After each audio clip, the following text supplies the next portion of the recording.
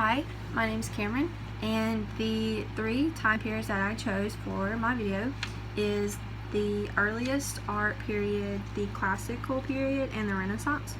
So the piece that I chose for the earliest art period is called King Manquara and Queen Camerernepti, dating back to 2490 to 2472 BCE in Giza, Egypt. And this is what it looks like. And this is a carving sculpture, and they actually found it like this, so it remained in the rest of the stone. So this is a carving of a king and a queen during the Egyptian period. And you can tell that this is a king and a queen by what the man is wearing. So he's wearing something called a false ceremonial beard, and then he's wearing a headdress, which is only for, these two items are only for kings, and that the woman is with the man. You can tell they're both in power because their foot, the way their feet are, their right foot, no, their left foot, their left feet are ahead of their right, and this was a formal pose for royal portraits during this time, and they were also dressed to communicate their power and royalty. So her arm, you can also note that her arm is like this, and her hand is around his back, and this is showing her dependence on the man for her role in society. And it also shows sympathy for the man and warmth and love, and kind of like today, like women do that a lot, to show support and just connection and stuff like that. And also read that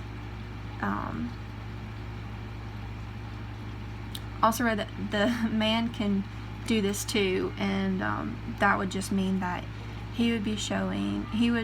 this would show dependence for him on the woman for his role in society.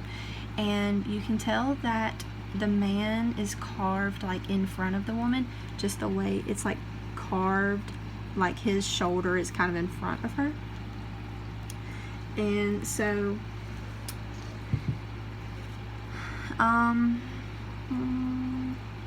so this was a formal portrait in the Egyptian period, and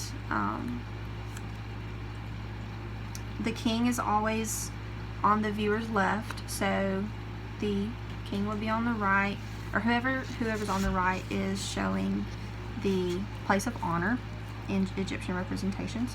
So the next piece I chose is the classical period, so I chose the piece called Venus de Medici, and this is during the 3rd century BCE. This is another carving sculpture of the Greek goddess Venus, and she is the goddess of love and beauty and romance, and I think there's a few other ones, and the goddess of sexuality, I think, too. And you can see, like, there's also a very tiny sculpture of Cupid riding a dolphin, and it said, I read somewhere that this is Venus rising from the sea, and she's covering herself more modestly, and it was considered like a refined profile and modest pose for Greek idealization of human figures. and it also represents feminine ideal, or this sculpture represents feminine ideal. And this type of artwork is considered Hellenistic art, which means Greek-like.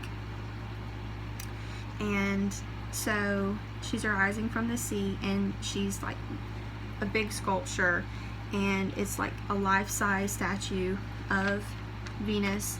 And I also read that the men were really attracted to this at the time. But this, compared to what I just did for the Egyptian period, I think ones I saw in the book where more people were covered, and then you see during the Greek period, you see a lot more people not covered. But I also read that they became more dynamic and less idealized, so they leaned more towards everyday activities, and historical things were now more common. So the third piece I chose was in the Renaissance period, and I chose, it's called Hunters in the Snow, and it's oil on panel. It's from 1565, and this is not a carving or a sculpture of the human body, but it has a bunch of people in it, and it's about hunters during January. And let's see, so this shows a bunch of people hunting, and you just see a lot of things going on. And I read that during this time, they the artist, what's his name? Hold on. Bruegel. Hold on. Pieter Bruegel kind of developed a broad sense of composition and spatial depth, and focused more on the lives of people, all different types of people, and their surroundings, and like just regular people and what they're doing, and people hunting and just being people, instead of like their portraits or like a carving of them. So it leaned more towards everyday things, and not just royalty, like the Egyptian kings and queens and the Greek goddesses. And so it was more towards people. You would see more like peasants and people like that. And so I think all of these, they've definitely evolved. Like you definitely don't see a lot of sculptures of people who are completely nude, or even pictures, like with technology you don't see people that are completely nude. I mean, people, you can do whatever you want, and there are definitely photos like that, but if it's to the public, it's not considered, like, you can't really do that. And so stuff like that's more private. But like art towards the public is more towards a wide variety of every kind of different thing, like people, all types of people doing all types of different things. It's not just like one specific thing, like people with power and things. It's like you see people in poverty, and you see people happy, people sad. It's like, I feel like it's totally different. But yeah.